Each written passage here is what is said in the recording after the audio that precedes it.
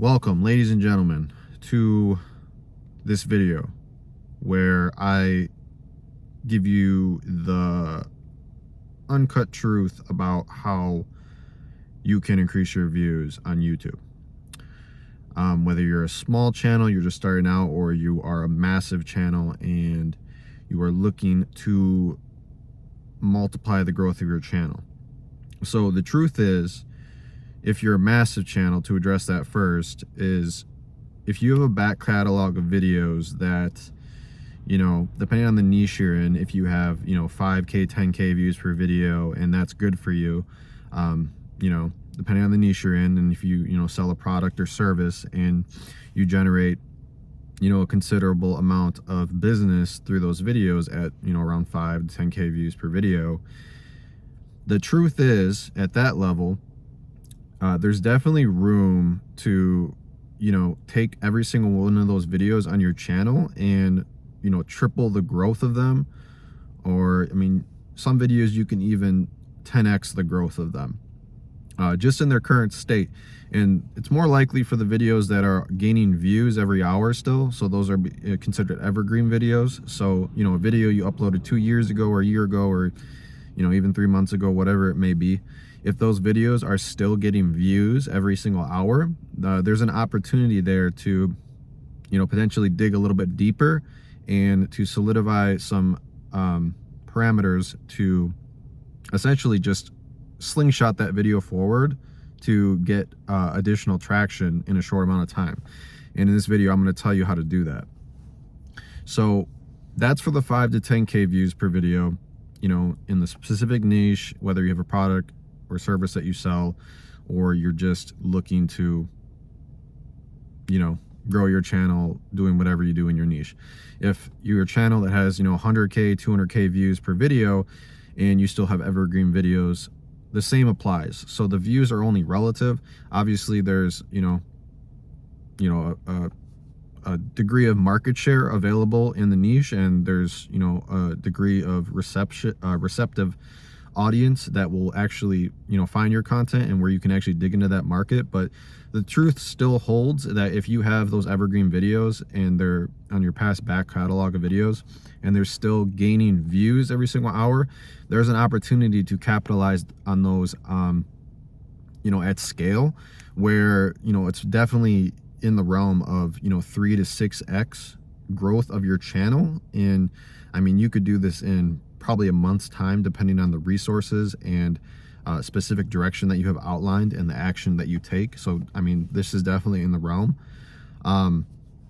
So first and foremost, to address, the small creators as well, this same applies to you. Same applies to new videos as well. So whether you're starting out, you have a big channel, whatever the case may be. Okay, so the main priority that you need to focus on, no matter what stage of growth you are in for your channel, is essentially what is it that you're delivering to your audience, and why are they choosing to click your video? So you really want to isolate those principal parts, because when it comes down to it, YouTube, content creation and, having videos for, your audience to consume, and then you can continually grow. You find, scalability where, you're getting views, you're getting traction, all right, you're reinvesting, and then you're continuing to do what you do on YouTube. You really want to understand your audience and, how are you broadening that audience, and how are you making your content more specific to the certain audience we're talking about. So you want to isolate those principles. So the engagement between the content that you're creating and why the viewer clicks. Okay, so you isolate those principles, and then once you isolate these principles, and really, this is a combination of intuition and, just having so much skin in the game where you just understand your, ideal viewer, and backed by also data. You want to take all of these different resources that you have, isolate those principles, and then you start to, the next stage of that is, once you have a firm understanding of this direct connection between content and viewer, you can start dabbling in the psychological aspects of it. Okay, so what is the psychological drivers for the viewer to click your video? And when you really isolate these principles to the point where you can get to that next stage of psychology and start making, very informed and coordinated decisions, then you'll find that there are untapped, I don't know how to really describe this, but psychologically speaking, there's untapped, avenues psychologically that will scale your views considerably. So with that said, this comes back to video packaging. So the combination between your title and your thumbnail and how you're packaging your content is essentially, video packaging is essentially the main indicator of how well you know your niche. So if your video title and thumbnail are very high level and you're getting, considerable amount of views, and you're tracking this, it's not by accident, it's consistent, then that is an indicator that you really understand your audience and what the market wants. So what you're bringing to the market and why they keep clicking. So if you have some level of success or you're lower level, let's talk about some level of success. So if you get a channel with 1 million subscribers, or a little bit under that or more than that, and you have 300k 500k views per video, that's doing well, depending on whatever metrics you're comparing it to. And essentially the video title and the thumbnail of those videos is the most important part when it comes to scalability. Of course, you have the content that the viewer is going to consume, and you have that on the back end, but you can have really good content that's valuable, but if it's not delivered in a way that is consumed and appreciated by your audience, and they're actually not making the connection with you in accordance to what you're delivering, then you want to focus on having that back end right, because the watch retention and your click-through rate are going to go hand in hand. So the click-through rate and views. So basically the three most important metrics. Okay, so we have views is going to be the number one. Views is the number one indicator of how well your video is obviously doing, and that's public information. So you can see that on any channel, the views on those videos and the views per hour, and the sub metrics that tie into that are equally as important is going to be your click-through rate to impression ratio and your watch retention on the video. So those are that's like the one pillar. I would say the views is the number one pillar, and the two sub pillars of the number one pillar would be the CTR to impressions and your watch retention. And with that, I don't have an example to kind of dissect for you to give that value, but what I'm getting at is, psychologically speaking, you want to, first of all, if you're having some level of success on your videos, if you are a big creator who has 300k to 500k views per video, you really should have a very thorough set of data already collected at this point to really narrow down the parameters of what is working for your channel, so that you can look for those improvements. And then when you have those improvements in the present moment, you can scale the exact findings that you have at this present moment. You can actually scale that to the back catalog of your videos and apply those same principles and practices based on all of the data and traction that you have at this point, and you can basically revisit all of those past videos, improve the title, improve the thumbnail, and then look at reigniting performance on all of your past videos one by one. And when you start to see that it's working and the traction is there, when done at scale, say you have 50 to 100 videos in your back catalog, if not more, you're looking at, you can easily 3 to 10x the growth of your entire channel. And I do believe that you could do this in a month's time, given you have the resources and the direction to be able to execute it effectively. But really, you should have it documented at this point of what's working well for your channel.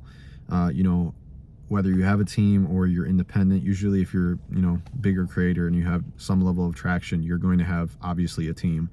So it's really important to invest in this component, because when you do, it's going to the value that's on the table to achieve in such a short amount of time is exceptional. So there's a lot of value on the table, and I'd say most creators don't do this. The only creators that offhand that I know of that are actually doing this practice are, we have Iman Godzi, who invests in the back catalog of reactivating his past videos on an ongoing basis, and they look like new videos. So when you have a new thumbnail and a slightly new title, and they're both really just creating the same level of impact for, say his new videos, he's just bringing all of his learnings and findings and applying it to his old videos.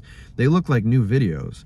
And when you see a video that you haven't seen, or a thumbnail title that you haven't seen before from that creator that you watch videos from, it looks like a new video. So it'll bring you in the door if you haven't already watched that video. And then another creator, obviously Mr. Beast is always when it comes to thumbnail and titles for his videos, he's at the top of the game as far as investing in that specific domain. So this specific domain of improving your past thumbnails and titles, and always split testing. He does for each video he tests at least, he has 10 thumbnails at least on standby once the video goes live, and he'll constantly test each one throughout the course of its early lifetime to really dial in the maximum performance for that video.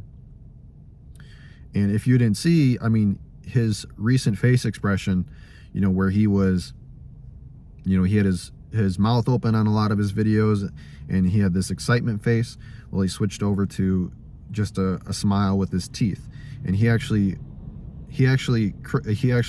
used that for his newer videos, or he was testing something with each new video that he posted to see if it had an effect. So he slowly was testing it. He saw that it had its effect, and then he's like, okay, this is working well. So he basically just reskinned his entire channel with his face expression, and it gave his channel a more lively look. It didn't look old, it looked new, it looked fresh, and that reignites performance across his entire back catalog of videos, which in return is actually improving the growth of his channel. So the big question is, how do you actually do this? And I'm probably going to make another video on this, because this is a very detailed topic to just fit into a 15-minute video. But in essence, this basically touches on all the principles that I'm talking about and gives you kind of like the structure. So I hope you found this helpful. I'm a little bit all over the place because I'm not editing or cutting this. I'm just right off the top giving it to you. But rest assured, these principles and this direction, for whatever stage of channel growth that you're in, it applies to all channels. So yeah, I guess what you really want to think about is just taking the old, turn it into the new, using what works. YouTube is all psychology. You have your viewers consuming your content. You want to understand the psychology of your viewers, and you just want to put a spin on it. Put a spin on it, and then tap into, improving those past videos. And when you do that, you will be surprised at how much growth that will have for your channel. But you need to document it. Don't leave it up for guesswork for someone else to do. Definitely document it, coordinate a plan, see what's working for your specific channel. And even if you're a newer channel, like if you're not even dabbling with back catalog of videos, just pay attention to your competitors. If you're getting right into your channel, you want to look at what your competitors are doing, and you want to, adopt those same principles, but you don't want to be a copy and paste type guy. You want to obviously hold your authenticity with your content and, deliver what you have for the platform and for the people, mainly the people, because this is a people platform. Let's not forget that. We are all human. We're all, on this platform, and focus on your authenticity, what you have to bring to other people, what value you have to provide, whatever it may be, even if it's entertainment, if it's value of this degree, focus on that. And, when you're starting out, and then look at your competitors, look at what they're doing, and don't just guess what they're doing. If you're confused, that's not where you want to be. You want to see, okay, this is that, this is this. All right, let's just adopt this, keep it simple, and then let's stay true to, true to our content, create the content, deliver the content, and then go from there. Get the data, say, okay, this is working, and then just continue that progression. And that's how you will find success. Because if you look at your competitors in a niche of some sort, you will definitely see, if you can isolate those principles and understand them, you will see what works. And when you apply it, it will work, because it's already proven to work for another creator. All right, guys, I hope you found this helpful. Catch you later.